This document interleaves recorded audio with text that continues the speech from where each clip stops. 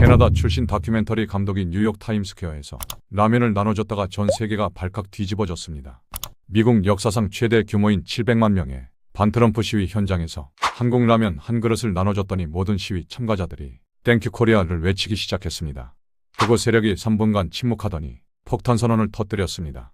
저 외국 기업들이 우리나라 정치에 개입하고 있다. 하지만 진짜 놀라운 일은 따로 있었습니다. 전미 의료진들이 긴급 발표를 한 것이었습니다. 한국 라면이 이미 생명을 구하는 기적을 일으켰다는 것이었습니다. 시위 현장에서 저혈당으로 쓰러질 뻔한 당뇨 환자 3명이 한국 라면 덕분에 목숨을 건졌다는 거였죠. 도대체 한국 라면이 무슨 마법을 부린 걸까요? 단순한 라면 한 그릇이 어떻게 정치적 갈등을 넘어 700만 명의 마음을 하나로 만든 걸까요?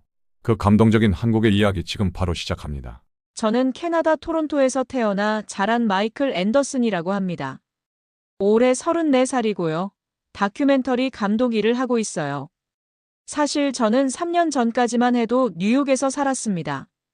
그때 제가 만든 이민자 관련 다큐멘터리가 완전히 망하면서 빚더미에 앉게 됐거든요. 너무 일방적인 시각으로 제작했다는 혹독한 비판을 받았고 결국 고향인 캐나다로 돌아갈 수밖에 없었죠. 그런데 이번 연도 들어서 미국 상황이 정말 심각해졌습니다. 트럼프 행정부가 이민자들에 대한 단속을 엄청나게 강화하면서 거의 매일 시위가 벌어지고 있어요. 아이오와주에서는 26년간 미국에서 살아온 교육감이 불법 체류자로 분류되어 체포되는 일까지 벌어졌습니다.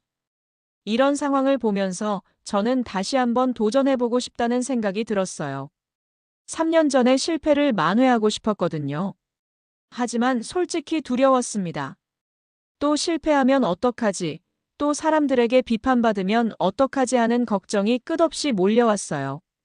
그런 저에게 큰 힘이 된 것은 대학 시절 친구였던 성민이가 보내준 편지였습니다. 성민이는 제가 컬럼비아 대학교에 다닐 때 교환학생으로 만난 한국 친구예요. 마이클, 내가 3년 전에 실패한 이유는 한쪽 이야기만 들었기 때문이야. 이번에는 모든 사람의 목소리를 들어봐. 특히 갈등 속에서도 서로를 이해하려고 노력하는 사람들의 이야기를 담아봐. 그것이 진짜 다큐멘터리야. 성민이의 조언을 받고 저는 용기를 냈습니다. 이번에는 정말 균형 잡힌 시각으로 분열된 미국 사회에서도 희망을 찾는 사람들의 이야기를 담아보자고 다짐했어요. 그래서 지난 10월 초에 다시 뉴욕으로 향했습니다.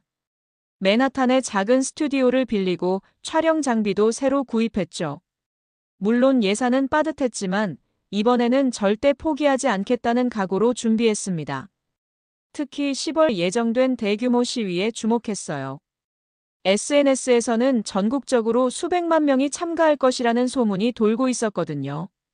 저는 그 시위 현장에서 진짜 미국인들의 목소리를 담아보고 싶었습니다. 하지만 막상 뉴욕에 도착하니 마음이 복잡했어요. 거리 곳곳에서 정치적 구호가 쓰인 플래카드를 든 사람들을 볼 수 있었고 서로 다른 정치적 성향을 가진 사람들 사이에 긴장감이 느껴졌거든요. 정말 이런 분위기에서 균형 잡힌 다큐멘터리를 만들 수 있을까 하는 의문이 들었습니다. 혹시 또 편향된 시각에 빠지는 건 아닐까, 또 실패하는 건 아닐까 하는 불안감이 계속 엄습해왔어요. 그래도 성민이의 조언을 떠올리며 마음을 다잡았습니다. 이번에는 정말 모든 사람의 이야기를 공정하게 들어보자, 갈등보다는 화합의 순간을 찾아보자고 스스로 약속했죠. 시위 하루 전이었습니다. 저는 타임스퀘어에서 사전 촬영을 하려고 카메라를 들고 나갔어요. 내일 있을 대규모 시위의 현장을 미리 둘러보고 어떤 각도에서 촬영할지 계획을 세우려고 했거든요. 그런데 타임스퀘어 한복판에서 뭔가 특이한 광경을 목격했습니다. 거대한 디지털 광고판에서 한국라면 광고가 나오고 있었고 그 아래쪽에는 빨간색과 노란색으로 꾸며진 팝업 부스가 설치되어 있었어요.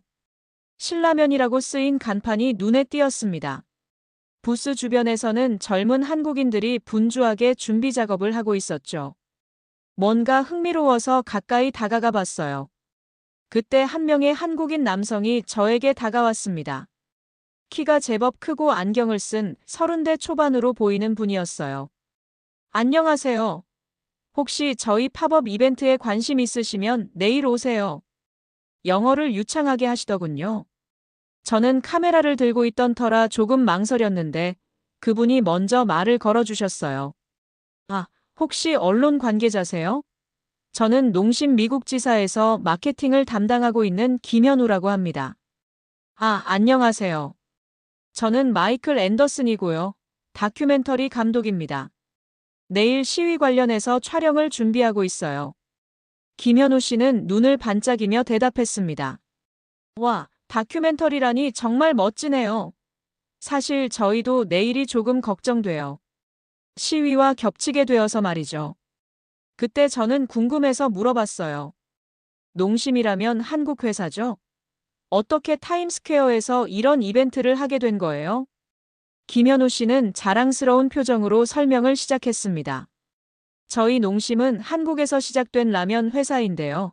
지금은 전 세계 100여 개 국가에서 사랑받고 있어요. 이번에는 K-팝 그룹과 콜라보레이션해서 특별한 이벤트를 준비했거든요. 신라면의 매력을 뉴요커들에게 직접 보여드리고 싶었어요. 그러면서 그는 부스 안쪽을 가리켰습니다. 정말 정성스럽게 준비된 공간이었어요. 라면을 끓여서 나눠주는 코너도 있고 한국 문화를 체험할 수 있는 다양한 코너들이 마련되어 있었거든요. 와, 정말 대단하네요. 그런데 내일 시위와 겹치면 어떻게 할 계획이세요? 김현우 씨는 잠깐 고민하는 표정을 지었다가 말했습니다. 솔직히 걱정은 되지만 저희는 그냥 계획대로 진행할 예정이에요. 라면은 정치와 상관없잖아요. 누구든지 배고프면 먹을 수 있는 거고 따뜻한 음식으로 사람들을 행복하게 만드는 것이 저희 목표거든요. 그 말을 들으니 뭔가 감동이 되었어요. 정치적 혼란 속에서도 자신들의 신념을 지키려는 모습이 인상적이었거든요. 혹시 한국어 하세요? 김현우 씨가 갑자기 한국어로 물어봤어요. 아, 조금요. 대학교 때 한국 친구가 있어서 배웠어요.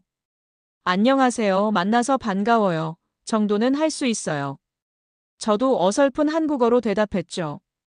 김현우 씨는 정말 기뻐하며 박수를 쳤습니다. 와, 정말 잘하시네요. 혹시 그 한국 친구분 이름이 뭐예요? 성민이라고 해요. 지금은 서울에서 일하고 있어요. 성민. 혹시 성이 뭐예요? 이성민이요. 김현우 씨가 깜짝 놀라며 소리쳤습니다. 설마 이성민? 카이스트 나온? 네, 맞아요. 세상에, 제 대학교 선배예요. 정말 좁은 세상이네요. 이렇게 뜻밖의 인연이 발견되면서 저희는 금세 가까워졌어요. 김현우 씨는 성민이가 어떻게 지내는지 궁금해했고, 저는 농심의 글로벌 진출 스토리를 더 자세히 들을 수 있었죠. 그날 저녁, 저는 성민이에게 카톡을 보냈습니다. 성민아, 오늘 뉴욕에서 김현우라는 농심 직원 만났어. 내 후배래. 정말 좋은 사람이더라. 성민이는 바로 답장을 보내왔어요. 김현우? 아, 현우 형. 정말 착한 사람이야. 마이클, 넌 좋은 사람 만났구나. 현우 형이랑 친하게 지내. 분명 내 다큐멘터리에도 도움이 될 거야. 그날 밤 저는 왠지 모르게 설렜습니다. 내일 어떤 일이 벌어질지 정말 궁금했거든요. 10월 18일 아침, 저는 일찍 일어나서 타임스퀘어로 향했습니다.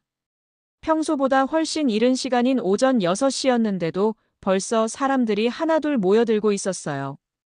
김현우 씨와 농심팀은 새벽 5시부터 와서 준비를 하고 있었습니다.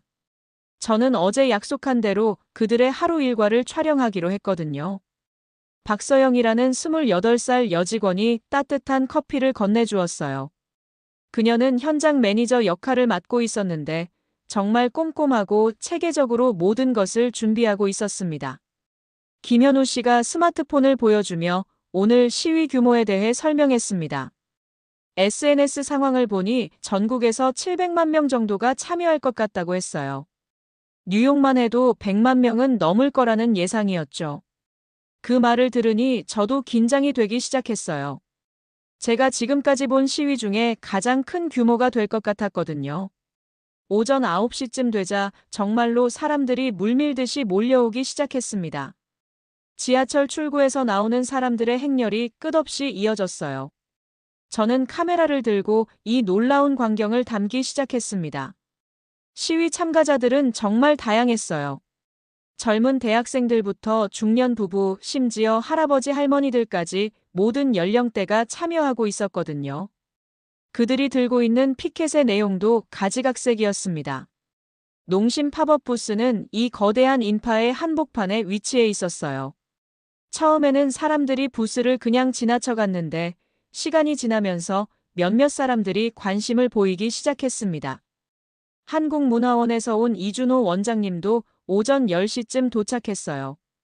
그분은 45살 정도로 보이는 온화한 인상의 분이었는데 한국 문화를 알리는 일에 정말 열정적이었습니다. 이준호 원장님은 김현우 씨와 함께 오늘 계획에 대해 논의했어요. 시위와 겹치는 상황에서 어떻게 하면 안전하게 이벤트를 진행할 수 있을지 고민하고 있었거든요. 정오가 되자 타임스퀘어는 완전히 사람들로 가득 찼습니다. 시위 참가자들이 구호를 외치는 소리와 경찰차 사이렌 소리가 뒤섞여서 정말 어수선했어요. 저는 이 혼란스러운 상황 속에서도 농심팀이 차분하게 준비를 계속하는 모습에 감탄했습니다. 그런데 오후 1시쯤 되자 예상치 못한 일이 벌어지기 시작했어요. 시위 행진이 농심 부스 근처를 지나가게 된 거예요. 원래 계획된 행진 경로가 아니었는데 워낙 사람이 많다 보니 자연스럽게 인파가 흘러들어온 거였습니다. 김현우 씨와 박서영 씨는 잠깐 당황했지만 곧 침착하게 상황을 파악했어요. 시위대와 갈등이 생기지 않도록 조심스럽게 행동했죠. 저는 이 긴장감 넘치는 순간을 카메라에 담으며 과연 어떤 일이 벌어질지 궁금해했습니다. 오후 2시쯤 정말 예상치 못한 일이 벌어졌습니다. 시위로 지친 사람들이 하나둘 농심 부스 근처에서 쉬어가기 시작한 거예요. 처음에는 그냥 그늘에서 잠깐 쉬려는 것 같았는데 부스에서 나오는 라면 냄새를 맡은 사람들이 관심을 보이기 시작했어요. 몇 시간째 거리를 걸어다니며 시위를 한 사람들에게는 정말 좋은 냄새였을 거예요. 소피아 로페즈라는 19살 라틴계 대학생이 가장 먼저 다가왔습니다. 그녀는 과테말라에서 온 이민자 가정의 딸이었는데 오늘 시위에 참가한 이유를 물어보니 자신의 가족 같은 이민자들을 보호하고 싶어서라고 했어요. 소피아는 배가 고프다며 부스를 바라보고 있었는데 김현우 씨가 그 모습을 보고 고민하기 시작했습니다. 원래 계획은 K-팝 팬들을 대상으로 한 마케팅 이벤트였거든요. 하지만 지금 상황은 완전히 달랐어요. 박서영 씨가 김현우 씨에게 뭔가 제안하는 모습이 보였어요. 두 사람이 잠깐 의논한 후 김현우 씨가 결정을 내렸습니다. 소피아에게 다가가서 무료로 라면을 대접하겠다고 말한 거예요. 소피아는 정말 기뻐하며 고마워했어요. 그 모습을 본 다른 시위 참가자들도 하나둘 관심을 보이기 시작했습니다. 데이비드 존슨이라는 42살 아프리카계 교사도 다가왔고 에밀리 워커라는 38살 백인 의사도 부스 근처로 왔어요. 김현우 씨는 더 이상 망설이지 않았습니다. 박서영 씨와 함께 라면을 끓이기 시작했고 지나가는 시위 참가자들에게 무료로 나눠주기로 결정한 거예요. 저는 이 순간을 놓치지 않고 카메라에 담았습니다. 한국 기업이 미국의 정치적 시위 현장에서 따뜻한 음식을 나눠주는 모습이 정말 인상적이었거든요. 처음에는 몇 명 안 되던 사람들이 금세 10명, 20명으로 늘어났어요. 입소문이 퍼지면서 더 많은 시위 참가자들이 농심 부스로 몰려오기 시작한 거예요. 한상민이라는 29살 K-팝 이벤트 기획자가 급하게 부스로 달려왔어요. 원래 오후 3시부터 K-팝 관련 이벤트를 진행할 예정이었는데 지금 상황이 완전히 바뀐 거죠. 한상민 씨는 처음에는 당황했지만 곧 상황을 파악하고 김현우 씨의 결정을 지지했어요. K-팝 팬들과 시위 참가자들이 함께 어울리는 것도 나쁘지 않다고 생각한 거죠. 이준호 원장님도 한국문화원 자원봉사자들을 불러서 도움을 주기 시작했어요. 예상보다 훨씬 많은 사람들이 몰려오자 혼자서는 감당하기 어려워졌거든요. 윤수정이라는 41살 한인 식당 사장도 소식을 듣고 달려왔어요. 그녀는 근처에서 한식당을 운영하고 있었는데 김치와 밑반찬들을 가져와서 함께 나눠주겠다고 했습니다. 저는 이 모든 상황을 지켜보며 정말 놀라웠어요. 정치적 갈등으로 분열된 미국 사회에서 음식이라는 매개체를 통해 사람들이 하나가 되는 모습이었거든요. 오후 3시가 되자 농심부스 주변은 완전히 축제 분위기가 되었습니다. 시위 참가자들이 라면을 먹으며 서로 이야기를 나누고 K-팝 음악이 흘러나오는 가운데 한국 문화를 체험하고 있었어요. 저는 카메라를 들고 이 놀라운 광경을 계속 촬영했습니다. 이것이야말로 제가 찾던 진짜 미국의 모습이라는 생각이 들었거든요. 서로 다른 배경을 가진 사람들이 음식을 통해 소통하고 이해하는 모습 말이에요. 오후 4시쯤 저는 농심부스에서 일어나고 있는 이 놀라운 광경을 촬영하면서 갑자기 3년 전 기억이 떠올랐습니다. 제가 만든 이민자 관련 다큐멘터리가 완전히 실패했던 그때 말이에요. 그때 저는 너무 성급했어요. 이민자들의 어려움만 부각시키려고 했고 그들을 도와주는 사람들의 이야기는 제대로 담지 못했거든요. 결과적으로 일방적이고 편향된 시각의 작품이 되어버렸죠.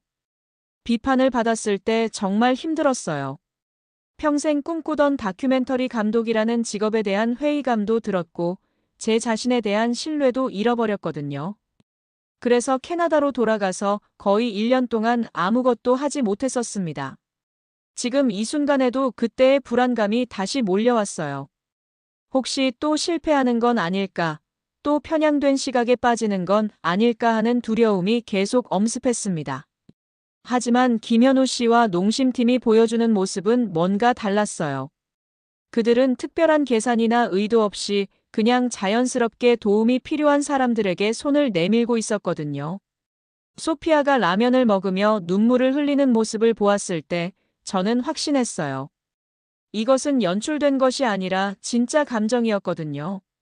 고향을 떠나 타국에서 살아가는 이민자로서의 외로움과 따뜻한 음식을 통해 느끼는 위로가 그 눈물에 담겨 있었어요.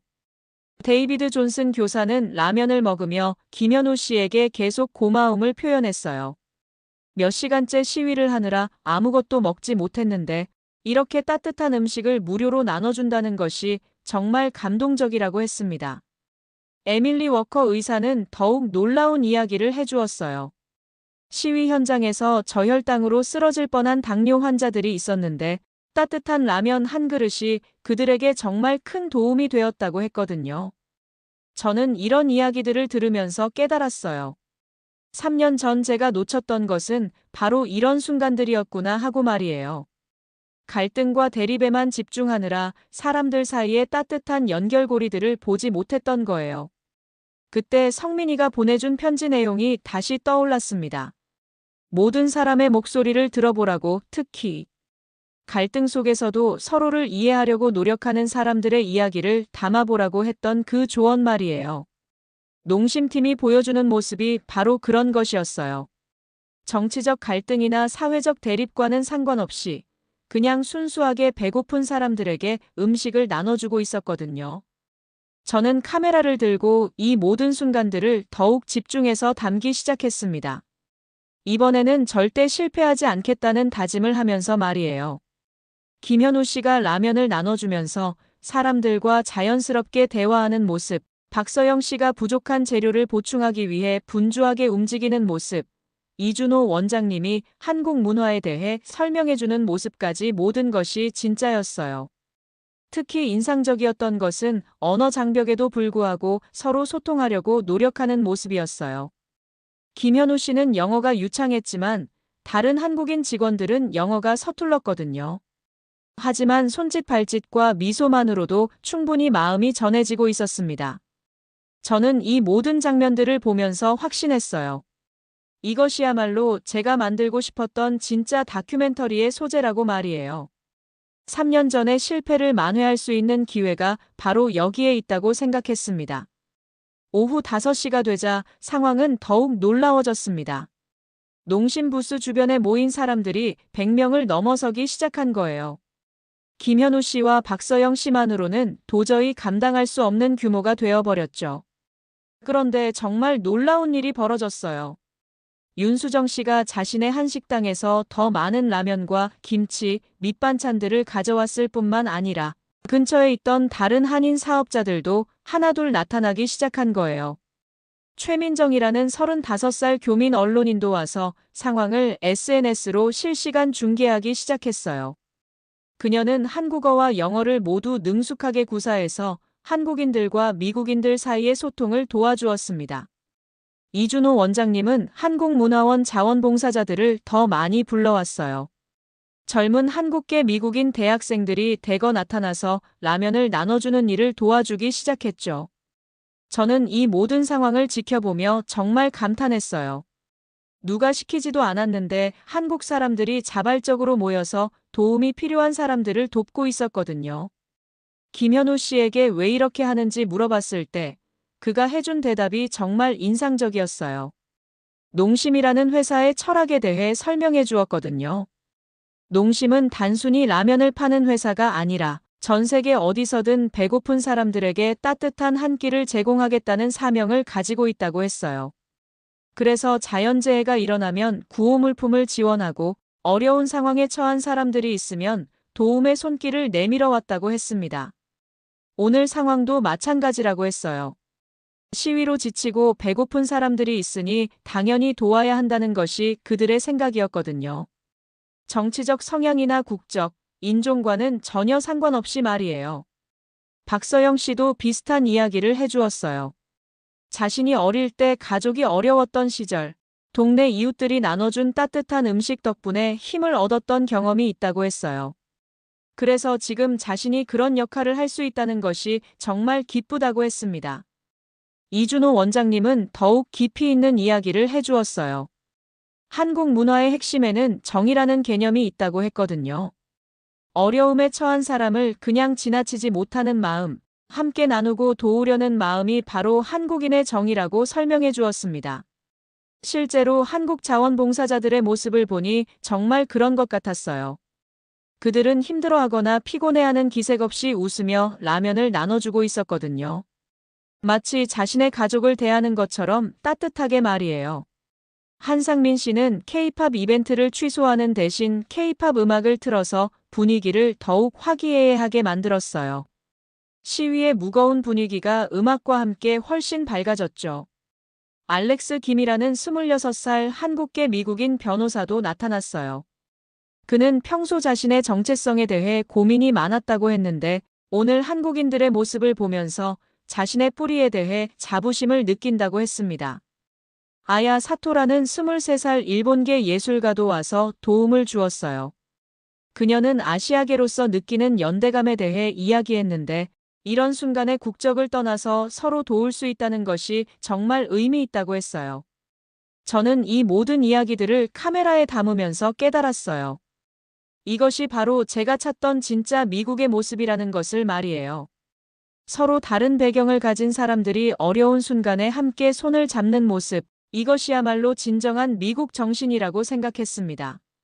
해가 저물어가는 오후 6시쯤 농심 부스는 완전히 작은 축제장이 되어 있었어요. 한국 음식을 먹으며 웃고 떠드는 사람들, 한국 문화를 체험하며 즐거워하는 사람들로 가득했죠. 오후 6시 30분쯤 평화로웠던 분위기에 갑작스러운 변화가 일어났습니다. 브랜던 스미스라는 남성이 10여 명의 사람들과 함께 농심 부스로 다가온 거예요. 브랜던은 40대 중반으로 보이는 건장한 체격의 백인 남성이었는데 성조기가 그려진 모자를 쓰고 있었어요. 그의 뒤를 따르는 사람들도 비슷한 복장이었죠. 처음에는 그들도 라면을 먹으러 온 것처럼 보였어요. 하지만 곧 분위기가 이상해지기 시작했습니다. 브랜던이 큰 소리로 뭔가를 외치기 시작한 거예요.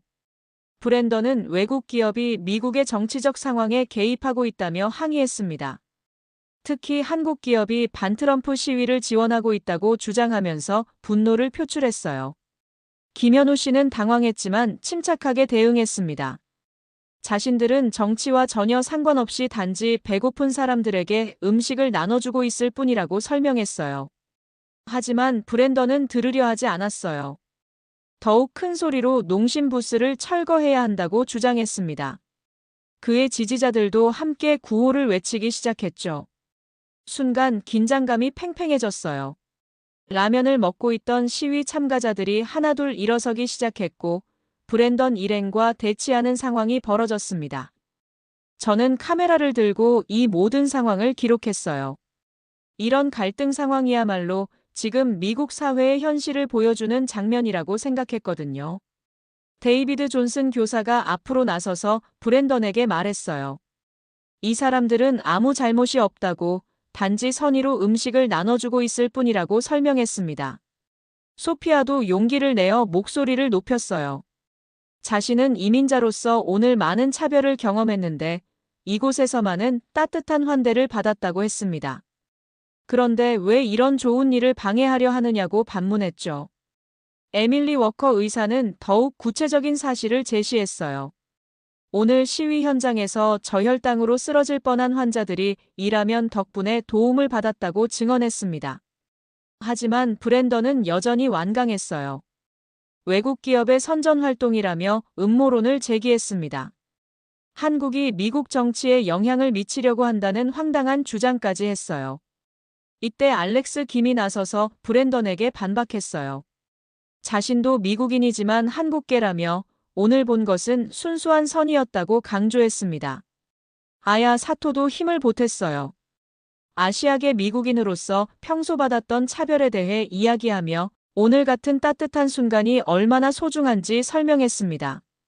주변에 있던 다른 시위 참가자들도 하나둘 목소리를 내기 시작했어요. 라면은 정치가 아니라고 배고픈 사람에게 음식을 주는 것이 무슨 잘못이냐고 반문했죠. 최민정 씨는 즉석에서 이 상황을 SNS로 중계하기 시작했어요. 실시간으로 영상이 올라가자 네티즌들의 반응도 빠르게 나타났습니다. 긴장감이 고조되는 가운데 김현우 씨가 브랜던에게 직접 다가갔어요. 그리고 정중하게 라면 한 그릇을 내밀었습니다. 적어도 먹어보고 판단해달라고 말하면서 말이에요. 브랜던은 잠깐 당황하는 기색을 보였어요. 이런 반응은 예상하지 못했던 것 같았거든요. 하지만 곧 거칠게 거절하며 더욱 공격적으로 나왔습니다. 이준호 원장님이 나서서 상황을 진정시키려고 노력했어요. 한국 문화에서 음식을 나누는 것의 의미에 대해 설명하며 정치적 의도가 전혀 없다고 강조했습니다. 하지만 브랜던은 들으려 하지 않았어요. 오히려 더 많은 지지자들을 부르겠다고 위협했습니다. 상황이 점점 악화되어 가고 있었어요. 저는 이 모든 과정을 카메라에 담으면서 복잡한 심정이었어요. 갈등 상황은 다큐멘터리의 좋은 소재가 될 수 있지만 선의를 베푸는 사람들이 공격받는 모습을 보는 것은 마음이 아팠거든요. 긴장감이 절정에 달했을 때 예상치 못한 일이 벌어졌습니다. 소피아가 갑자기 눈물을 흘리기 시작한 거예요. 브랜던과 그의 지지자들이 고함을 지르는 가운데 소피아는 손에 들고 있던 라면 그릇을 바라보며 조용히 울고 있었어요. 주변 사람들이 왜 우는지 물어보자 그녀가 대답한 내용은 정말 감동적이었습니다. 소피아는 이 라면 맛이 고향 과테말라에서 어머니가 끓여주던 라면과 똑같다고 했어요. 어머니는 소피아가 5살 때 돌아가셨는데 마지막으로 함께 먹었던 음식이 바로 라면이었다고 했습니다. 그 이야기를 듣는 순간 주변 분위기가 완전히 바뀌었어요. 브랜던의 지지자들도 잠깐 멈춰서 소피아의 이야기를 들었고 시위 참가자들은 더욱 조용해졌습니다. 김현우 씨가 소피아에게 다가가서 부드럽게 위로했어요. 라면은 전 세계 공통의 언어라고 어머니의 사랑이 담긴 음식이라고 말하면서 그녀의 어깨를 토닥여 주었습니다. 박서영 씨도 눈물을 글썽이며 소피아를 안아주었어요. 언어는 달랐지만 마음이 전해지는 순간이었죠. 이준호 원장님이 나서서 한국에서도 라면이 가지는 특별한 의미에 대해 설명했어요. 어려웠던 시절 가족들이 함께 나눠 먹던 음식이고 사랑하는 사람을 생각하며 끓여주는 마음의 음식이라고 했습니다. 그 순간 최민정 씨가 이 장면을 촬영해서 즉석에서 SNS에 올렸어요. 생크 유코리어라는 해시태그와 함께 소피아의 이야기가 실시간으로 퍼지기 시작했습니다. 놀랍게도 브랜던의 지지자 중 몇 명이 공격적인 태도를 누그러뜨리기 시작했어요. 소피아의 진솔한 감정 앞에서는 정치적 대립도 잠시 멈추는 것 같았거든요. 데이비드 존슨 교사가 브랜던에게 다가가서 말했어요. 이것은 정치가 아니라 인간의 기본적인 따뜻함이라고, 이런 순간에 정치적 갈등을 들고 나오는 것은 옳지 않다고 설득했습니다. 에밀리 워커 의사도 의학적 관점에서 설명했어요. 오늘 시위 현장에서 많은 사람들이 탈수와 저혈당 증상을 보였는데 따뜻한 라면이 실질적인 도움이 되었다고 증언했습니다. 윤수정 씨가 브랜던에게 직접 다가가서 김치를 건네주었어요. 한국 음식을 한 번이라도 먹어보고 판단해달라고 정중하게 부탁했습니다. 브랜던은 잠깐 망설였어요. 주변의 시선들과 소피아의 눈물, 그리고 한국인들의 진심 어린 모습 앞에서 어떻게 반응해야 할지 몰라 하는 것 같았거든요. 한상민 씨가 K-팝 음악 볼륨을 줄이고 대신 잔잔한 한국 전통 음악을 틀었어요. 갑작스럽게 차분해진 분위기 속에서 사람들은 서로를 바라보았습니다. 알렉스 김이 브랜던에게 말했어요. 자신도 미국에서 태어나 자란 미국인이지만 오늘 본 것은 정치가 아니라 순수한 인간애라고 강조했습니다. 아야 사토도 나서서 예술가의 관점에서 이야기했어요. 오늘 이 장면은 서로 다른 문화가 만나서 아름다운 하모니를 만들어내는 순간이라고 표현했습니다. 그때 정말 놀라운 일이 벌어졌어요. 브랜던의 지지자 중 한 명이 농심부스로 다가와서 라면을 달라고 한 거예요. 배가 고프다며 조심스럽게 요청했습니다. 김현우 씨는 주저하지 않고 그에게도 라면을 끓여주었어요. 정치적 성향과 상관없이 배고픈 사람에게는 음식을 나눠주겠다는 원칙을 지킨 거죠. 그 모습을 본 다른 사람들도 하나둘 마음을 열기 시작했어요. 갈등과 대립보다는 이해와 소통의 분위기가 조성되기 시작한 것입니다. 저는 이 모든 순간을 카메라에 담으면서 정말 놀라웠어요. 음식 하나가 이렇게 큰 변화를 만들어낼 수 있다는 것이 믿어지지 않았거든요. 이것이야말로 제가 찾던 진짜 미국의 모습, 갈등을 넘어선 인간적 연대의 순간이었습니다. 오후 7시쯤 최민정 씨가 올린 소피아의 이야기가 SNS에서 폭발적인 반응을 보이기 시작했습니다. 생크 유코리어 해시태그가 트위터 실시간 트렌드 상위권에 오르기 시작한 거예요.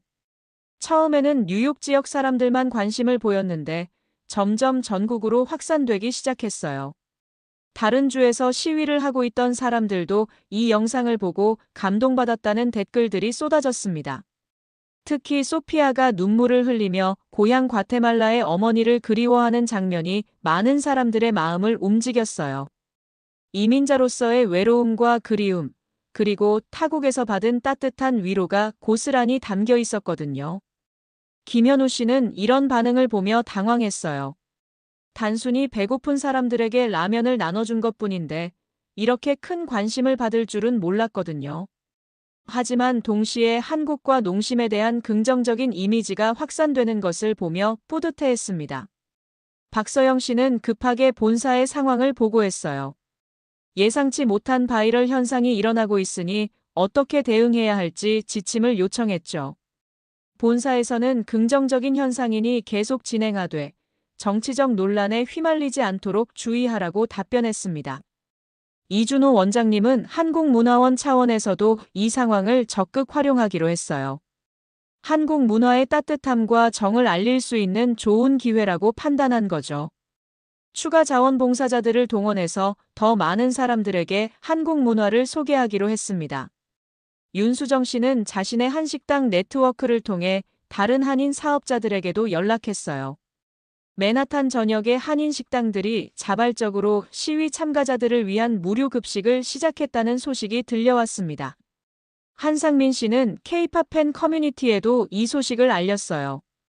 원래 농심과 K-팝 그룹의 콜라보레이션 이벤트에 관심을 가지고 있던 팬들이 타임스퀘어로 몰려오기 시작했습니다.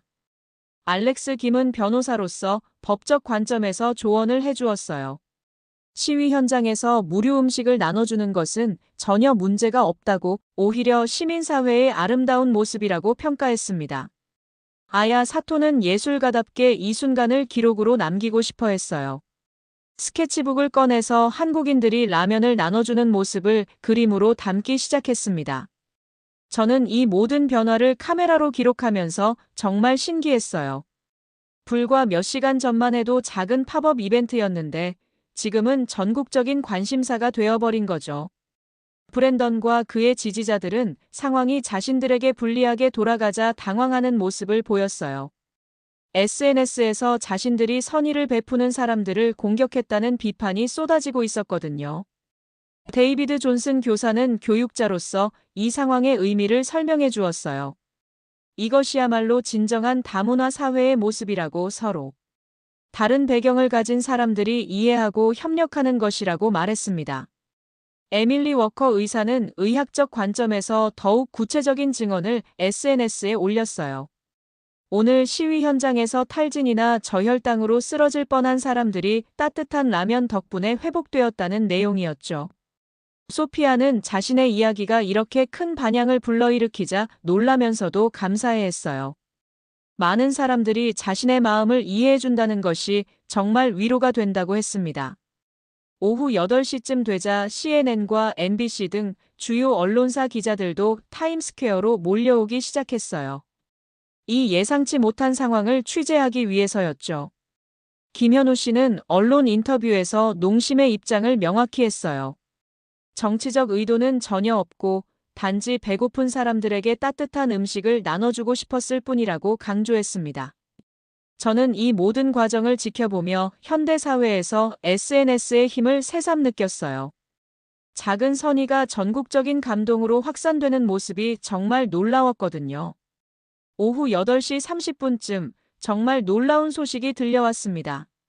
다른 주요 도시들의 시위 현장에서도 한국인들이 자발적으로 음식을 나눠주기 시작했다는 거예요. 로스앤젤레스에서는 코리아타운의 한인 사업자들이 김밥과 불고기를 들고 시위 현장으로 나왔다고 했어요. 시카고에서는 한국 교회들이 연합해서 따뜻한 국물 요리들을 준비했다는 소식도 들려왔습니다. 애틀랜타에서는 한국문화센터가 중심이 되어 전통차와 한과를 나눠주고 있다고 했고, 워싱턴 DC에서는 한국 대사관 직원들까지 나서서 도움을 주고 있다는 이야기도 있었어요. 김현우 씨는 이런 소식들을 들으며 정말 감동했어요. 아무도 시키지 않았는데 전국의 한국인들이 자발적으로 나서서 도움의 손길을 내밀고 있다는 것이 믿어지지 않았거든요. 박서영 씨는 농심 본사와 계속 연락하며 다른 지역의 농심 지사들도 이 활동에 동참할 수 있도록 조율했어요. 전국적인 생크 유 코리어 캠페인이 저절로 만들어지고 있었습니다. 이준호 원장님은 뉴욕 총영사관과 연락해서 외교적 차원에서도 이 상황을 긍정적으로 활용할 방안을 논의했어요. 한미 관계 증진에도 도움이 될 수 있을 것 같다고 했습니다. 최민정 씨는 언론인으로서 전국의 상황을 종합해서 특집 기사를 작성하기 시작했어요. 단순한 음식 나눔을 넘어서 문화 교류와 상호 이해의 의미가 있다고 분석했습니다. 한상민 씨는 K-팝 팬 커뮤니티를 통해 더 많은 젊은이들의 참여를 이끌어냈어요. 음악과 음식이 함께하는 문화축제의 분위기가 만들어지고 있었죠. 윤수정 씨는 한인 사업자 네트워크를 총동원해서 뉴욕 전역의 시위 현장에 음식을 공급하는 시스템을 구축했어요. 체계적이고 지속적인 지원이 가능해진 거죠. 알렉스 김은 법무법인 동료들과 함께 이 활동의 법적 근거를 명확히 했어요. 자선 활동의 성격이므로 어떤 정치적 문제도 될 수 없다고 공식 발표했습니다. 아야 사토는 자신의 예술가 네트워크를 통해 이 상황을 예술작품으로 기록하자는 제안을 했어요. 역사적인 순간을 후세에 전할 수 있을 것 같다고 했습니다. 데이비드 존슨 교사는 교육계 네트워크를 통해 이 사례를 교육자료로 활용하자고 제안했어요. 다문화 사회의 이상적인 모습을 보여주는 실제 사례라고 평가했습니다. 에밀리 워커 의사는 의료진 차원에서도 이 활동을 지원하기로 했어요. 장시간 시위로 지친 사람들의 건강관리에 도움이 되고 있다고 공식 입장을 발표했습니다. 소피아는 자신의 경험을 더 많은 사람들과 나누고 싶어 했어요. 이민자로서 받은 따뜻한 환대가 얼마나 소중한지 증언하고 싶다고 했습니다. 브랜던과 그의 지지자들은 점점 위축되는 모습을 보였어요. 전국적으로 긍정적인 반응이 쏟아지자 더 이상 공격적으로 나올 수 없게 된 거죠. 저는 이 모든 변화를 지켜보며 정말 놀라웠어요. 불과 몇 시간 만에 작은 선의가 전국적인 운동으로 확산되는 모습이 감동적이었거든요. 오후 9시쯤 되자 타임스퀘어는 완전히 축제 분위기가 되었어요. 시위의 무거운 분위기는 사라지고 서로 다른 문화가 만나는 화합의 장이 되어 있었습니다. 전국 각지에서 보내온 응원 메시지들이 SNS를 통해 실시간으로 공유되고 있었어요. 생크 유 코리어는 단순한 해시태그를 넘어서 하나의 사회 현상이 되어가고 있었습니다. 김현우 씨는 이 모든 상황을 보며 한국인으로서 자부심을 느꼈다고 했어요. 작은 선의가 이렇게 큰 변화를 만들어낼 수 있다는 것이 정말 뿌듯하다고 말했습니다. 오후 9시 30분쯤 상황이 또 한 번 급변했습니다. 제니퍼 화이트라는 방송사 제작 PD가 갑자기 나타난 거예요. 제니퍼는 30대 후반으로 보이는 금발의 백인 여성이었는데 명품 정장을 입고 있어서 다른 사람들과는 확연히 구별되었어요. 그녀는 저에게 바로 다가와서 자신을 소개했습니다. 제니퍼는 뉴욕의 한 케이블 방송국에서 다큐멘터리 제작을 담당하고 있다고 했어요. 오늘 SNS에서 화제가 된 이 상황을 보고 직접 나왔다고 했습니다. 그녀는 저에게 이 모든 상황을 다큐멘터리로 만들어 보자고 제안했어요. 시청률이 보장된 소재라며 상업적 성공을 강조했습니다. 하지만 제니퍼의 접근 방식은 뭔가 달랐어요. 그녀는 갈등과 대립에만 관심을 보였거든요. 브랜던과 한국인들 사이의 충돌 장면을 더 자극적으로 편집하자고 제안했습니다. 저는 그런 방향으로는 만들고 싶지 않다고 거절했어요. 제가 보고 있는 것은 갈등이 아니라 화합이었거든요. 서로 다른 사람들이 음식을 통해 하나가 되는 아름다운 모습이었습니다. 제니퍼는 제 대답에 실망하는 기색을 보였어요. 시청자들은 갈등과 자극을 원한다며 평화로운 장면만으로는 관심을 끌 수 없다고 주장했습니다. 그때 김현우 씨가 우리 대화를 듣고 다가왔어요. 제니퍼에게 농심의 입장을 명확히 전달했습니다. 어떤 형태로든 갈등을 조장하는 방식으로는 협조할 수 없다고 말했어요. 제니퍼는 김현우 씨에게도 상업적 이익을 강조했어요. 논란이 될수록 더 많은 사람들이 관심을 가질 것이고 결국 농심에게도 도움이 될 거라고 설득하려 했습니다. 하지만 김현우 씨는 단호하게 거절했어요.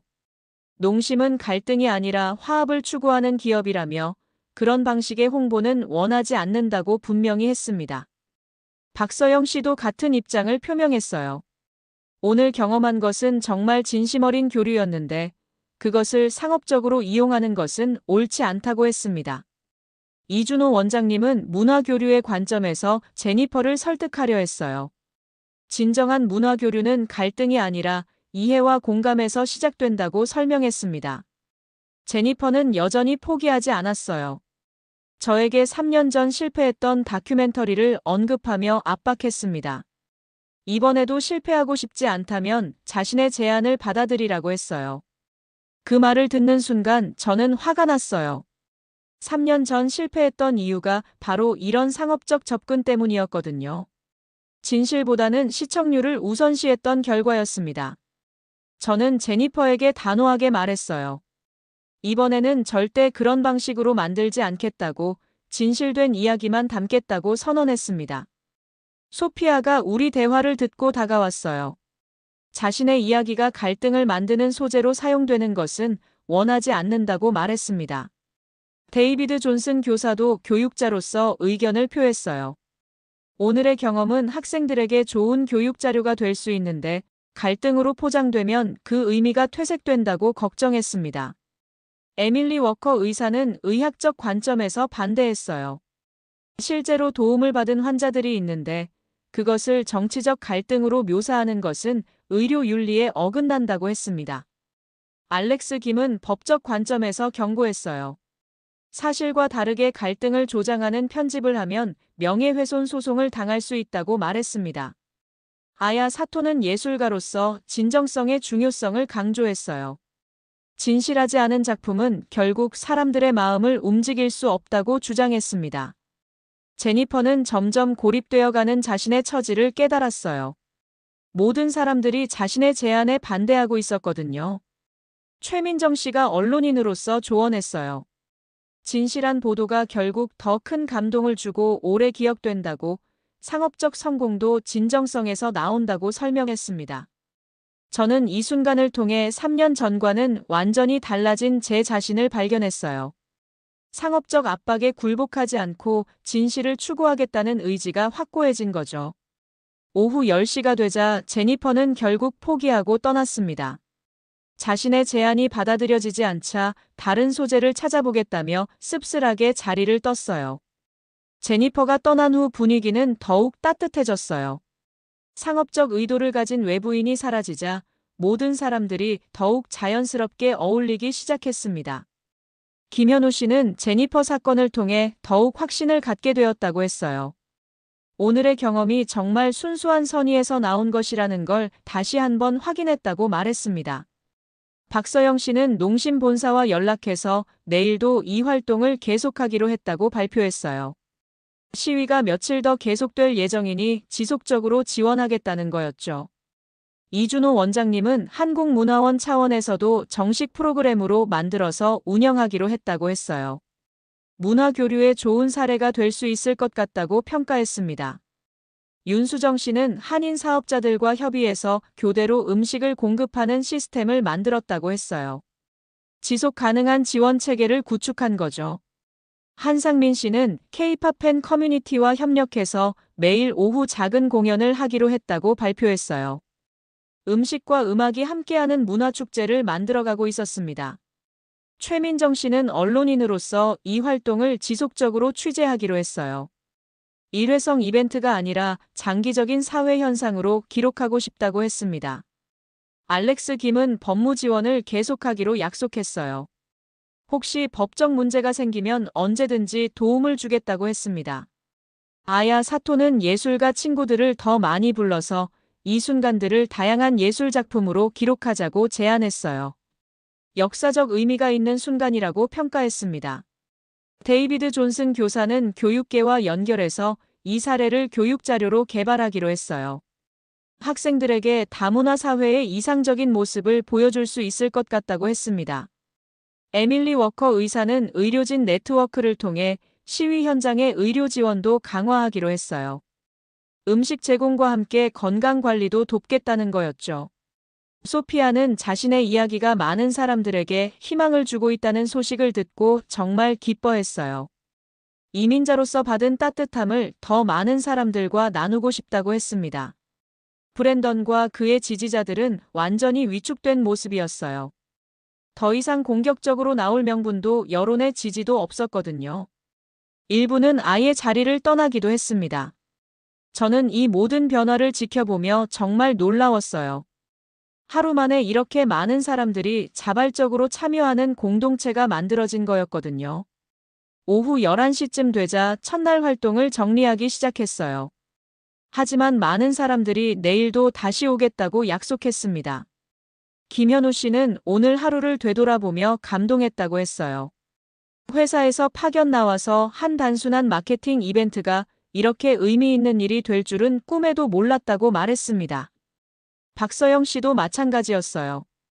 평소 사무실에서만 일하던 자신이 이런 현장에서 직접 사람들과 만나고 소통하는 경험이 정말 소중했다고 했습니다. 이준호 원장님은 문화교류 담당자로서 오늘 같은 날이 정말 보람찼다고 했어요. 진정한 문화교류가 무엇인지 다시 한번 깨달았다고 말했습니다. 저는 카메라를 정리하면서 오늘 촬영한 영상들을 확인해 봤어요. 정말 많은 순간들이 담겨 있었고 각각이 모두 의미 있는 장면들이었습니다. 특히 소피아가 눈물을 흘리며 고향을 그리워하던 장면, 김현우 씨가 브랜던에게 라면을 건네던 장면, 모든 사람들이 함께 웃으며 음식을 나누던 장면들이 인상적이었어요. 내일부터는 더욱 체계적으로 촬영해야겠다고 생각했습니다. 이 모든 과정을 제대로 기록해서 진짜 감동적인 다큐멘터리를 만들어야겠다고 다짐했어요. 다음 날인 10월 19일, 저는 일찍 타임스퀘어에 도착했습니다. 어제보다도 더 많은 사람들이 몰려올 것 같다는 예감이 들었거든요. 과연 예상대로였어요. 아침 7시부터 사람들이 하나둘 모여들기 시작했고, 어제 SNS를 통해 소식을 들은 전국 각지의 사람들도 뉴욕으로 몰려오고 있었습니다. 김현우 씨와 농심팀은 어제보다 훨씬 더 많은 준비를 해왔어요. 라면의 양도 크게 늘렸고 추가 인력도 투입했습니다. 본사에서도 이 활동을 전폭적으로 지원하기로 결정했다고 했어요. 박서영 씨는 어제의 경험을 바탕으로 더욱 체계적인 운영 시스템을 만들었어요. 음식 배급, 안전관리, 언론 대응까지 모든 것을 세심하게 계획했습니다. 이준호 원장님도 한국문화원 자원봉사자들을 대거 동원해왔어요. 어제보다 훨씬 더 많은 한국문화 체험 프로그램도 준비했습니다. 하지만 문제가 생기기 시작했어요. 브랜던이 어제보다 훨씬 더 많은 지지자들을 데리고 나타난 거예요. 이번에는 대략 50명 정도 되는 큰 규모였습니다. 브랜던은 어제와는 완전히 다른 전략을 들고 왔어요. 단순히 항의하는 것이 아니라 농심 부스를 물리적으로 해체하려는 계획을 세운 것 같았습니다. 그들은 외국 기업 추방이라고 쓰인 피켓을 들고 농심 부스를 포위했어요. 그리고 큰 소리로 구호를 외치며 위협적인 분위기를 조성했습니다. 김현우 씨는 당황했지만 침착하게 대응하려고 노력했어요. 경찰에 신고도 했고 안전을 위해 일시적으로 음식 배급을 중단했습니다. 하지만 이미 도착해 있던 시위 참가자들과 K-팝 팬들은 브랜던 일행에 맞서기 시작했어요. 어제의 따뜻한 경험을 지키고 싶어하는 사람들이 자발적으로 농심 부스를 보호한 거죠. 긴장감이 극도로 고조되었어요. 양쪽 그룹이 서로 대치하는 상황이 벌어졌고 언제 물리적 충돌이 일어날지 모르는 위험한 상황이었습니다. 저는 이 모든 상황을 카메라에 담으면서도 정말 걱정되었어요. 어제의 아름다운 화합이 오늘은 갈등으로 변할까봐 두려웠거든요. 소피아도 어제와는 달리 불안해하는 모습을 보였어요. 자신의 이야기가 이런 갈등의 원인이 된 것 같아서 미안하다고 했습니다. 데이비드 존슨 교사는 상황을 진정시키려고 노력했어요. 양쪽에 모두 대화로 해결하자고 제안했지만 브랜던 일행은 들으려 하지 않았습니다. 에밀리 워커 의사는 만약의 사태에 대비해서 응급처치 준비를 했어요. 물리적 충돌이 일어나면 다칠 수 있는 사람들이 많았거든요. 알렉스 김은 법적 근거를 들어 브랜던 일행을 설득하려 했어요. 농심의 활동은 완전히 합법이라고 방해할 권리가 없다고 주장했습니다. 아야 사토는 예술가답게 평화적 해결을 호소했어요. 예술과 문화가 갈등이 아니라 화합을 만드는 도구라고 강조했습니다. 한상민 씨는 K-팝 팬들을 진정시키려고 노력했어요. 음악으로 평화를 만들어가자고 설득했지만 팬들도 흥분한 상태였습니다. 윤수정 씨는 다른 한인 사업자들과 함께 브랜던 일행과 대화를 시도했어요. 한국인들의 진심을 이해해달라고 부탁했습니다. 최민정 씨는 언론인으로서 이 상황을 실시간으로 중계했어요. 전국의 사람들이 이 갈등 상황을 지켜보고 있었습니다. 오전 10시쯤 되자 경찰이 도착했어요. 하지만 양쪽 모두 합법적인 활동을 하고 있어서 경찰도 뚜렷한 조치를 취하기 어려웠습니다. 브랜던은 경찰이 와도 물러서지 않았어요. 오히려 더욱 공격적으로 나오면서 농심 부스 철거를 요구했습니다. 상황이 점점 악화되어 가는 가운데 저는 카메라를 들고 있을지 말지 고민하기 시작했어요. 과연 이 상황에서 제가 해야 할 일이 무엇인지 확신이 서지 않았거든요. 오전 11시쯤 상황이 임계점에 도달했습니다. 브랜던의 지지자 중 한 명이 농심 부스의 간판을 잡아당기려고 시도한 거예요. 그 순간 김현우 씨가 앞으로 나서서 제지했는데 브랜던이 김현우 씨를 거칠게 밀쳐냈습니다. 김현우 씨가 뒤로 비틀거리면서 넘어질 뻔했어요. 바로 그때 저는 중요한 선택의 기로에 섰습니다. 3년 전처럼 방관자로 남아서 카메라만 들고 있을 것인가, 아니면 행동에 나설 것인가. 저는 카메라를 내려놓고 앞으로 나섰습니다. 브랜던과 김현우 씨 사이에 끼어들면서 큰 소리로 외쳤어요. 저는 영어로 모든 사람들에게 호소했습니다. 이 사람들은 누구도 해치지 않았다고, 단지 배고픈 사람들에게 음식을 나눠주고 있을 뿐이라고 말했습니다. 어제 소피아가 눈물을 흘리며 고향의 어머니를 그리워했던 이야기를 했어요. 에밀리 의사가 증언한 저혈당 환자들이 라면 덕분에 회복되었던 이야기도 했습니다. 저는 브랜던에게 직접 물었어요. 배고픈 사람에게 음식을 주는 것이 정말 잘못된 일이냐고, 고향을 그리워하는 이민자를 위로하는 것이 범죄냐고 따졌습니다. 그리고 제 자신의 이야기도 했어요. 3년 전 실패한 다큐멘터리 때문에 좌절했던 경험, 그리고 어제 여기서 본 진정한 인간애에 대해 말했습니다. 제가 목소리를 높이자 주변 사람들도 주목하기 시작했어요. 시위 참가자들뿐만 아니라 지나가던 관광객들까지 모두 우리를 바라봤습니다. 소피아가 저 옆에 나와서 함께 호소했어요. 어제 받았던 따뜻함이 얼마나 소중했는지, 그것이 정말 순수한 선의였는지 증언했습니다. 데이비드 존슨 교사도 교육자로서 발언했어요. 이것이야말로 학생들에게 보여주고 싶은 진정한 미국 정신이라고 강조했습니다. 에밀리 워커 의사는 의학적 증거를 제시했어요. 실제로 도움을 받은 환자들의 사례를 구체적으로 설명하며 이 활동의 필요성을 주장했습니다. 알렉스 김은 법률가로서 브랜던의 행동이 오히려 불법이라고 지적했어요. 합법적인 활동을 방해하는 것은 영업방해죄에 해당한다고 경고했습니다. 아야 사토는 예술가답게 감성적으로 호소했어요. 이런 아름다운 순간을 파괴하는 것은 인류의 문화유산을 해치는 것과 같다고 말했습니다. 한상민 씨는 K-팝 팬들과 함께 러브, 나트 헤이트라는 구호를 외치기 시작했어요. 음악이 전하는 사랑의 메시지를 강조했습니다. 윤수정 씨와 다른 한인 사업자들도 나서서 자신들의 진심을 전했어요. 정치적 의도가 전혀 없다고, 단지 이웃으로서 도움을 주고 싶었을 뿐이라고 설명했습니다. 최민정 씨는 이 모든 상황을 실시간으로 중계하면서 전국의 여론을 환기시켰어요. SNS를 통해 수많은 지지 메시지들이 쏟아져 들어왔습니다. 이준호 원장님은 문화교류의 의미를 설명했어요. 서로 다른 문화가 만나서 이해하고 소통하는 것이 얼마나 소중한지 강조했습니다. 저는 이 모든 과정에서 카메라맨이 아니라 한 명의 인간으로서 행동하고 있었어요.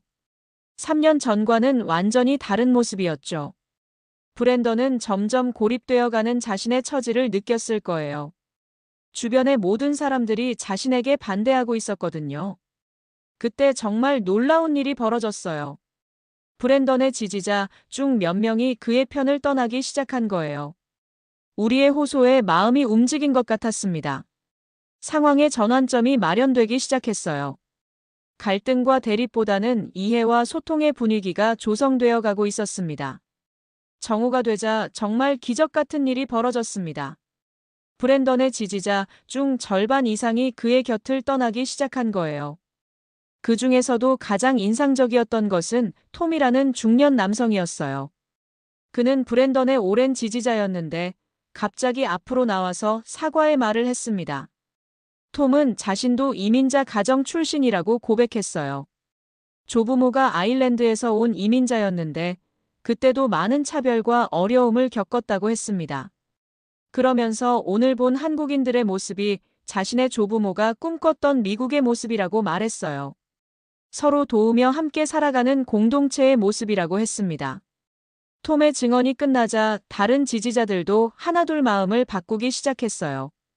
일부는 아예 농심부스로 가서 라면을 달라고 요청하기도 했습니다. 김현우 씨는 주저하지 않고 그들에게도 라면을 나눠주었어요. 정치적 성향과 상관없이 배고픈 사람에게는 음식을 준다는 원칙을 지킨 거죠. 브랜던은 점점 고립되어 갔어요.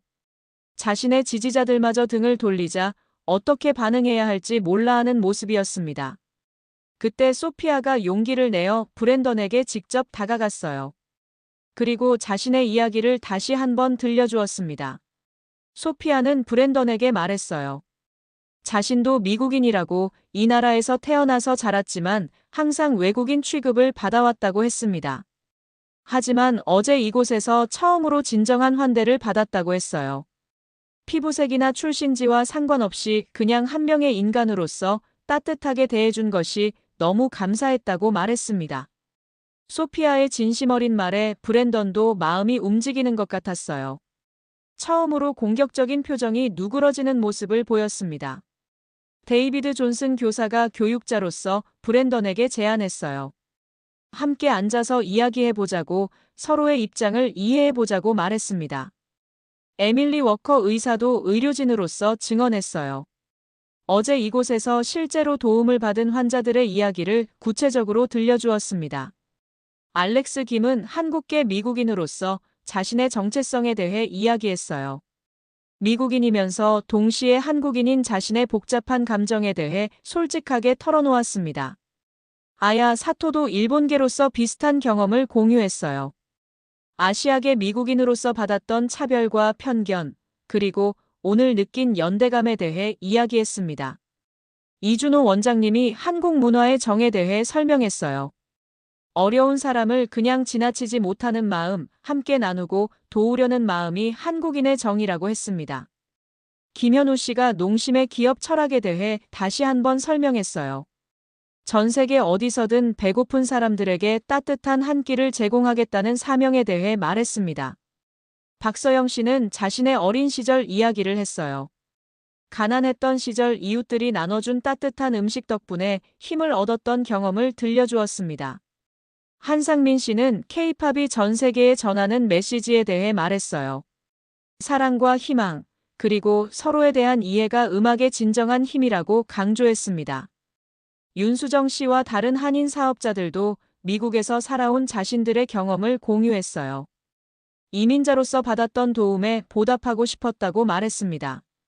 최민정 씨는 언론인으로서 이 순간의 의미를 설명했어요. 진정한 뉴스는 갈등이 아니라 화합이라고, 오늘 이곳에서 일어나고 있는 것이 바로 그것이라고 했습니다. 저는 다큐멘터리 감독으로서 제 경험을 이야기했어요. 3년 전 실패했던 이유와 오늘 여기서 발견한 진실에 대해 솔직하게 털어놓았습니다. 이 모든 이야기를 들은 브랜던은 오랫동안 침묵했어요. 그리고 마침내 입을 열어 자신의 마음을 털어놓기 시작했습니다. 오후 1시쯤 브랜던이 마침내 마음을 열고 이야기하기 시작했습니다. 그의 진솔한 고백은 모든 사람들을 놀라게 했어요. 브랜던은 자신도 사실은 어려운 상황에 있다고 털어놓았어요. 실업자가 된 지 2년이 넘었고 집도 잃을 위기에 처해 있다고 했습니다. 그래서 자신의 어려움을 외국인들 때문이라고 생각하게 되었다고 했어요. 일자리를 빼앗기고 혜택을 빼앗긴다고 믿었다고 고백했습니다. 하지만 오늘 여기서 본 것은 자신이 생각했던 것과 완전히 달랐다고 했어요. 한국인들은 빼앗는 것이 아니라 나눠주고 있었거든요. 브랜던의 고백을 들은 김현우 씨가 다가가서 손을 내밀었어요. 그리고 함께 앉아서 이야기해보자고 제안했습니다.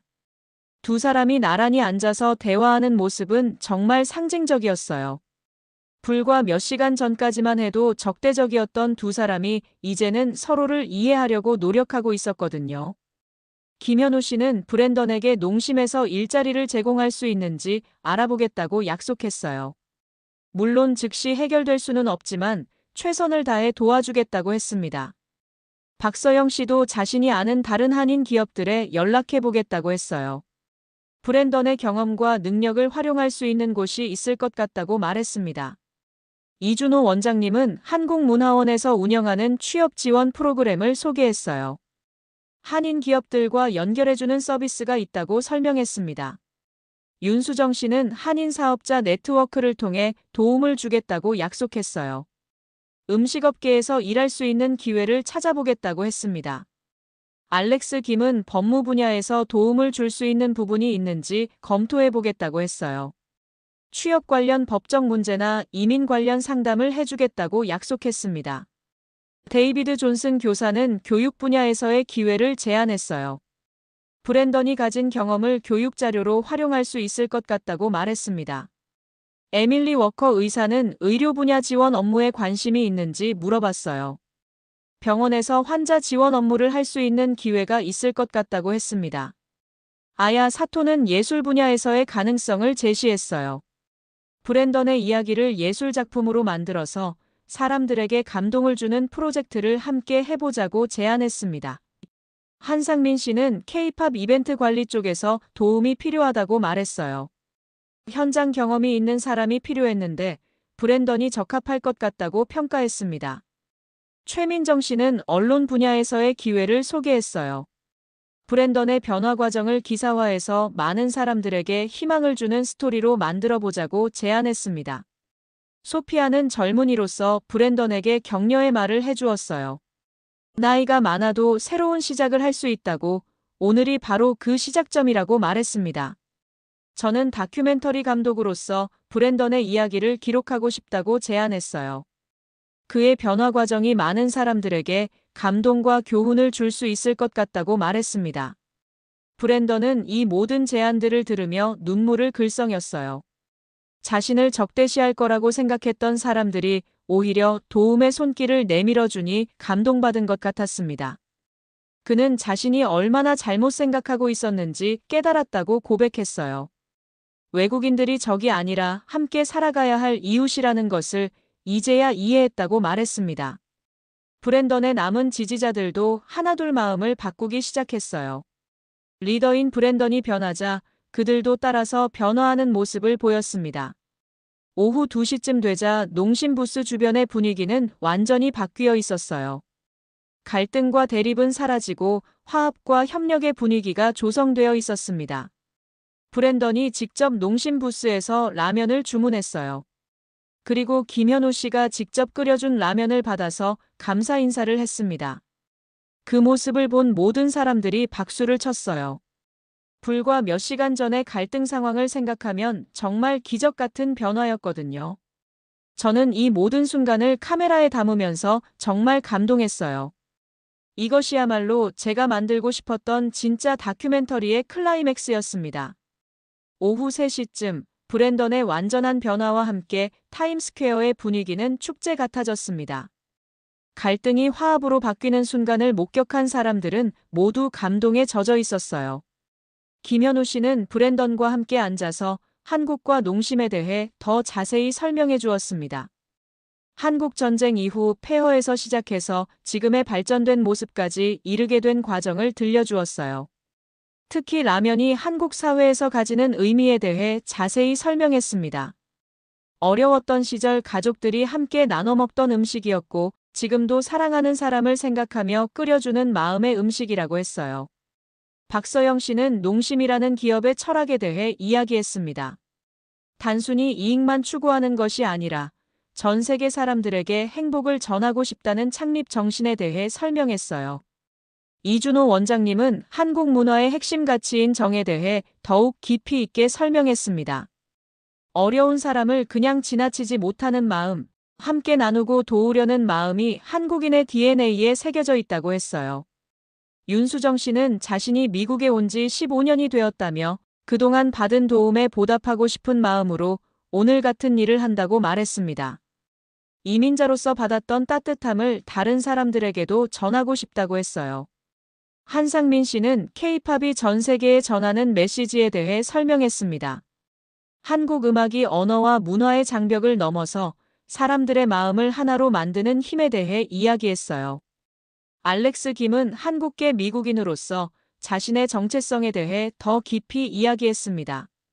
한국의 뿌리를 가지고 있으면서 미국에서 자란 자신이 오늘 얼마나 자랑스러운지 표현했어요. 아야 사토는 일본계이지만 한국 문화에 대한 존경심을 표현했습니다. 아시아 문화가 가진 공동체 정신과 상생의 가치가 오늘 여기서 빛나고 있다고 평가했어요. 데이비드 존슨 교사는 교육자로서 한국의 교육열과 성취에 대해 언급했습니다. 짧은 시간에 이룩한 경제 발전과 민주화, 그리고 문화적 성취가 정말 놀랍다고 평가했어요. 에밀리 워커 의사는 한국의 의료 시스템과 방역 능력에 대해 칭찬했습니다. 코로나19 대응 과정에서 보여준 한국의 능력이 세계적으로 인정받고 있다고 말했어요.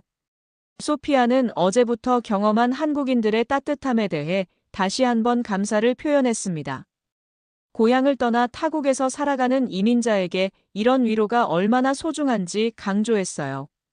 최민정 씨는 언론인으로서 한국의 소프트 파워에 대해 분석했습니다. K-팝, 드라마, 영화뿐만 아니라 이런 인간적인 따뜻함까지 한국의 매력이라고 평가했어요. 브랜던은 자신이 그동안 한국에 대해 얼마나 무지했는지 고백했습니다. 편견과 선입견으로 판단했던 것을 반성하며 앞으로는 제대로 알고 싶다고 말했어요. 저는 캐나다인으로서 한국에 대한 인상을 이야기했습니다.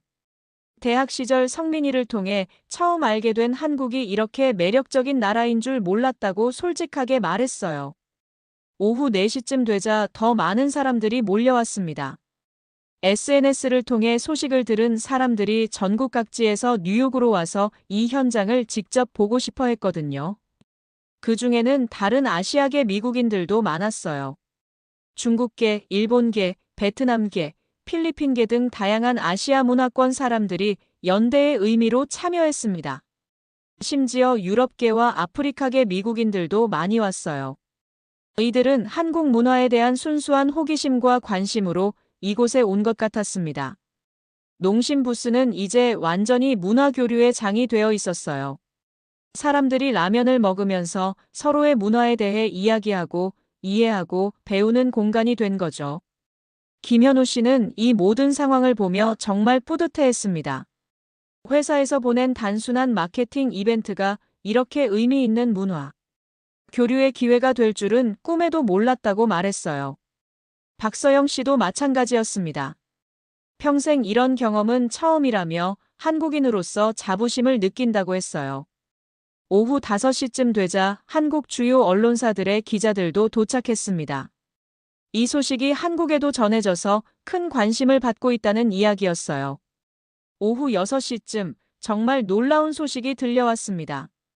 전국 각지의 시위 현장에서 벌어지고 있는 생크 코리어 현상이 백악관의 주목을 받기 시작했다는 거예요. 백악관 대변인이 이 현상에 대해 긍정적인 논평을 발표했다고 했습니다. 정치적 갈등을 넘어선 문화 교류와 인간적 유대가 진정한 미국 정신을 보여주는 사례라고 평가했다는 거였어요. 김현우 씨는 이 소식을 듣고 정말 놀랐습니다. 농심 본사에서도 연락이 와서 이번 일이 한미 관계에 긍정적인 영향을 미치고 있다는 외교부의 평가를 전달받았다고 했어요. 박서영 씨는 급하게 본사와 화상회의를 했습니다. 회장님이 직접 격려 메시지를 보내주셨고 이런 활동을 계속 지원하겠다는 약속을 받았다고 기뻐했어요. 이준호 원장님은 한국 총영사관에서 연락을 받았다고 했습니다. 총영사님이 직접 타임스퀘어로 오셔서 이 활동을 격려하겠다고 하셨다는 거였어요. 브랜던은 자신의 변화가 이렇게 큰 관심을 받고 있다는 사실에 당황했습니다. 하지만 동시에 자신의 경험이 다른 사람들에게도 도움이 될 수 있다면 기꺼이 이야기하겠다고 말했어요. 데이비드 존슨 교사는 교육계에서도 이 사례에 큰 관심을 보이고 있다고 전했습니다. 전국의 교사들이 이 사례를 교육자료로 활용하고 싶어 한다는 거였어요. 에밀리 워커 의사는 의료계에서도 주목하고 있다고 했습니다. 음식을 통한 치유와 위로의 효과가 의학적으로도 의미가 있다는 논문이 나올 것 같다고 예상했어요. 알렉스 김은 법조계에서도 이 사례를 주목하고 있다고 전했습니다. 갈등 해결과 화해의 모범 사례로서 법학 교육에도 활용될 수 있을 것 같다고 말했어요. 아야 사토는 예술계에서 이 순간들을 기록하려는 움직임이 활발하다고 했습니다. 여러 예술가들이 이 경험을 작품으로 만들어서 후세에 전하고 싶어 한다는 거였어요. 소피아는 이민자 커뮤니티에서도 큰 반향이 일고 있다고 전했습니다. 자신과 같은 이민자들이 용기를 얻고 있고 더 당당하게 자신의 이야기를 할 수 있게 되었다고 말했어요. 한상민 씨는 K-팝 팬 커뮤니티에서 전 세계적으로 생크 유코리어 챌린지가 시작되었다고 했습니다. 각자의 지역에서 한국 문화를 알리고 나눔을 실천하는 움직임이 퍼지고 있다는 거였어요. 윤수정 씨는 한인 사업자 네트워크를 통해 전국의 한인들이 자발적으로 비슷한 활동을 시작했다고 보고했습니다. 시애틀, 로스앤젤레스, 시카고, 애틀랜타 등 주요 도시마다 한국 음식 나눔 행사가 열리고 있다는 거였어요. 최민정 씨는 언론계에서도 이 현상을 깊이 있게 분석하려는 움직임이 있다고 전했습니다. 단순한 뉴스를 넘어서 사회 현상으로서 연구하려는 학자들도 나타나고 있다는 거였어요. 저는 다큐멘터리 감독으로서 이 모든 변화를 기록하는 것이 얼마나 의미 있는 일인지 새삼 깨달았습니다. 이것은 단순한 사건 기록이 아니라 역사적 순간을 담는 작업이었거든요. 오후 7시쯤 되자 한국 총영사님이 직접 타임스퀘어에 도착했습니다. 그분은 김현우 씨와 농심팀, 그리고 모든 참가자들에게 감사 인사를 전했어요. 총영사님은 이 활동이 한미 관계 발전에 기여하고 있다고 평가했습니다. 정부 차원의 외교도 중요하지만 이런 민간 차원의 교류가 더욱 중요하다고 강조했어요. 브랜던은 총영사님께 직접 사과와 감사의 말씀을 드렸습니다. 자신의 무지와 편견을 반성하며 앞으로는 한국과 한국인들에 대해 제대로 알고 싶다고 말했어요. 총영사님은 브랜던의 변화를 높이 평가하며 한국 방문을 초청하셨습니다. 직접 한국을 보고 경험해보면 더욱 깊이 이해할 수 있을 것이라고 말씀하셨어요. 오후 8시쯤 되자 MBC, CNN, ABC 등 주요 방송사들이 특별 생방송을 시작했습니다. 이 현상이 미국 사회에 미치는 영향에 대해 심층 분석하는 프로그램들이었어요. 각 방송사마다 현장 중계를 하면서 관련 전문가들의 분석을 내보냈습니다. 사회학자, 문화학자, 정치학자들이 이 현상의 의미에 대해 다양한 해석을 제시했어요. 저는 이 모든 과정을 지켜보며 정말 놀라웠습니다. 불과 이틀 전만 해도 작은 팝업 이벤트였는데 이제는 미국 사회 전체가 주목하는 현상이 되어버린 거였어요. 오후 9시가 되자 정말 감동적인 순간이 찾아왔습니다. 브랜던이 자발적으로 농심 부스에서 자원봉사를 시작한 거예요. 브랜던은 김현우 씨에게 자신도 도움을 주고 싶다고 말했습니다. 그동안 받기만 했으니 이제는 주는 사람이 되고 싶다고 했어요. 김현우 씨는 기꺼이 브랜던의 제안을 받아들였습니다. 함께 라면을 끓이고 나눠주는 일을 하자고 했어요. 브랜던이 직접 라면을 끓여서 사람들에게 나눠주는 모습은 정말 상징적이었습니다. 불과 몇 시간 전까지만 해도 이 부스를 파괴하려던 사람이 이제는 자원봉사자가 된 거였어요. 사람들은 브랜던의 변화에 감동받아 박수를 쳤습니다. 갈등과 대립을 넘어서 화합과 협력으로 나아가는 모습이 감동적이었거든요. 소피아는 브랜던에게 고마움을 표현했습니다. 처음에는 무서웠지만 지금은 정말 존경한다고 말했어요. 데이비드 존슨 교사는 교육자로서 브랜던의 변화를 높이 평가했습니다. 진정한 교육은 이런 것이라며 실제 경험을 통한 깨달음의 힘에 대해 말했어요. 에밀리 워커 의사는 의학적 관점에서 브랜던의 변화를 분석했습니다. 편견과 차별이 사라지면서 정신적 스트레스도 줄어들었을 것이라고 평가했어요. 알렉스 김은 법률가로서 브랜던의 사례가 갈등 해결의 모범이 될 것이라고 말했습니다. 법정에서도 이런 화해와 용서의 사례가 더 많아졌으면 좋겠다고 했어요. 아야 사토는 예술가답게 브랜던의 변화를 아름다운 작품으로 기록하고 싶다고 말했습니다. 증오에서 사랑으로, 갈등에서 화해로의 변화가 예술의 진정한 주제라고 평가했어요. 한상민 씨는 브랜던을 K-팝 팬 커뮤니티에 소개했습니다. 음악을 통해 더 많은 사람들과 소통할 수 있을 것이라고 제안했어요. 윤수정 씨는 브랜던에게 한식당에서 일할 기회를 제안했습니다. 음식 서비스업에 관심이 있다면 언제든 연락하라고 말했어요. 최민정 씨는 언론인으로서 브랜던의 이야기를 더 많은 사람들에게 전하고 싶다고 말했습니다. 변화와 성장의 스토리로서 가치가 있다고 평가했어요. 이준호 원장님은 브랜던을 한국 문화체험 프로그램에 초청했습니다. 더 깊이 있게 한국을 이해할 수 있는 기회를 제공하겠다고 약속했어요. 저는 다큐멘터리 감독으로서 브랜던의 변화 과정을 계속 기록하고 싶다고 제안했습니다. 그의 앞으로의 여정도 의미 있는 이야기가 될 것 같다고 말했어요. 브랜던은 이 모든 제안들에 감사를 표현했습니다. 자신을 적으로 여길 거라고 생각했던 사람들이 오히려 새로운 기회를 제공해주니 정말 감동받았다고 했어요. 오후 10시쯤 되자 첫날과 마찬가지로 하루 일과를 정리하기 시작했습니다. 하지만 이번에는 훨씬 더 많은 사람들이 내일을 기약하며 작별 인사를 나눴어요. 김현우 씨는 오늘 하루가 정말 의미 있었다고 소감을 밝혔습니다. 단순한 갈등 해결을 넘어서 진정한 화합과 이해를 이룬 하루였다고 평가했어요. 박서영 씨도 마찬가지였습니다. 이런 경험은 평생 잊지 못할 것이라며 농심 직원으로서 자부심을 느낀다고 말했어요. 이준호 원장님은 문화교류 담당자로서 오늘 같은 날이 더 많아졌으면 좋겠다고 했습니다. 진정한 문화교류의 모습을 보여준 하루였다고 평가했어요. 브랜던은 자신의 변화를 되돌아보며 감사를 표현했습니다. 오늘 하루가 자신의 인생을 완전히 바꿔놓았다고 고백했어요. 저는 카메라를 정리하면서 오늘 촬영한 영상들을 확인했습니다. 정말 많은 감동적인 순간들이 담겨 있었고 각각이 모두 의미 있는 장면들이었어요. 특히 브랜던이 김현우 씨와 함께 라면을 나눠주는 장면은 정말 상징적이었습니다. 갈등에서 화해로, 적대에서 협력으로의 완전한 전환을 보여주는 장면이었거든요. 내일이면 시위가 끝나지만 이 생크 유 코리어 현상은 계속될 것 같았습니다. 전국 각지에서 비슷한 활동들이 시작되고 있었고 더 많은 사람들이 참여하고 있었거든요. 10월 20일 시위의 마지막 날이었습니다. 저는 지난 3일간의 경험을 정리하며 타임스퀘어의 마지막으로 향했어요. 놀랍게도 오늘은 시위 참가자들보다 생크 유 코리어 현상을 보러 온 사람들이 더 많았습니다.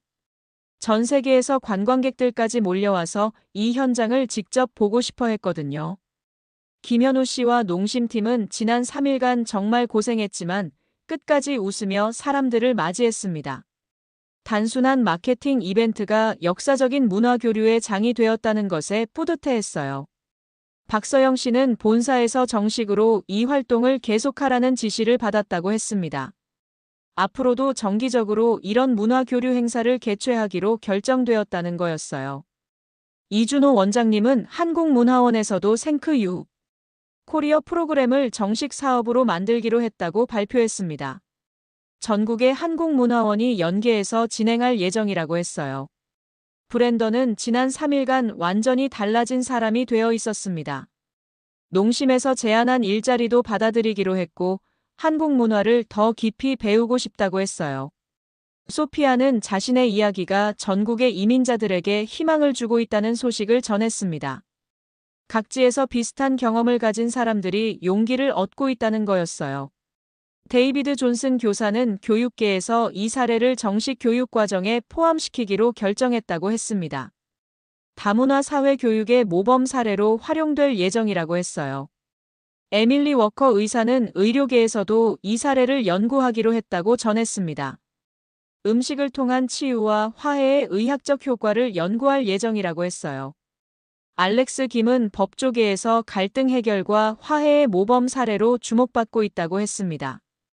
법학 교육에서도 활용될 예정이라고 전했어요. 아야 사토는 여러 예술가들과 함께 이 경험을 바탕으로 한 작품 전시회를 계획하고 있다고 했습니다. 화해와 사랑이라는 주제로 내년에 개최될 예정이라고 했어요. 한상민 씨는 K-팝 업계에서도 이 현상에 큰 관심을 보이고 있다고 전했습니다. 여러 아티스트들이 생크 유 코리어 챌린지에 참여하고 있다는 거였어요. 윤수정 씨는 한인 사업자 네트워크를 통해 전국적인 네트워크를 구축했다고 했습니다. 정기적으로 이런 나눔 행사를 개최하기로 약속했다고 전했어요. 최민정 씨는 이 전체 과정을 담은 책을 출간하기로 했다고 발표했습니다. 라면 한 그릇이 만든 기적이라는 제목으로 내년에 출간될 예정이라고 했어요. 저는 다큐멘터리 감독으로서 지난 3일간의 모든 순간을 기록했습니다. 편집 작업을 거쳐서 내년에 선댄스 영화제에 출품할 계획이라고 발표했어요. 오후 6시쯤 공식적인 마무리 행사가 시작되었습니다. 한국 총영사님이 다시 참석해서 모든 참가자들에게 감사 인사를 전했어요. 김현우 씨는 대표로 소감을 발표했습니다. 단순한 라면 나눔이 이렇게 큰 변화를 만들어낼 줄은 꿈에도 몰랐다고 한국인으로서 자부심을 느낀다고 말했어요. 브랜던도 마지막 소감을 발표했습니다. 3일 전의 자신과 지금의 자신이 완전히 다른 사람이 되었다고, 이 경험이 자신의 인생을 바꿔놓았다고 고백했어요. 소피아는 눈물을 글썽이며 감사 인사를 했습니다.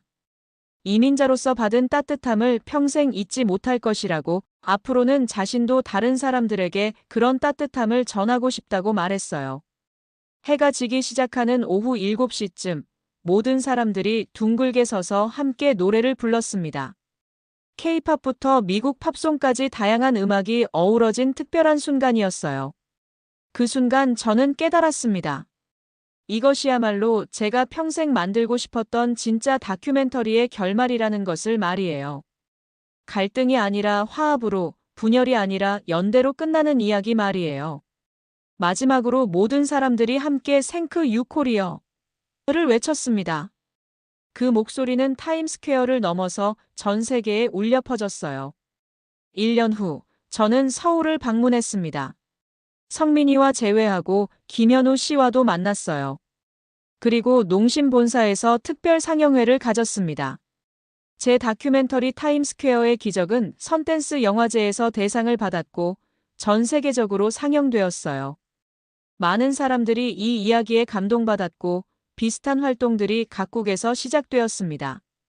브랜던은 지금 농심 미국 지사에서 일하고 있고 한국어도 배우고 있어요. 내년에는 한국을 방문할 예정이라고 했습니다. 라면 한 그릇이 세상을 바꿀 수 있다는 것을 증명한 기적 같은 이야기. 그 중심에서 한국의 따뜻함과 정이 빛났습니다. 저는 한국어로 감사합니다라고 말하며 진정한 국경 없는 인간애를 발견했다고 고백했습니다.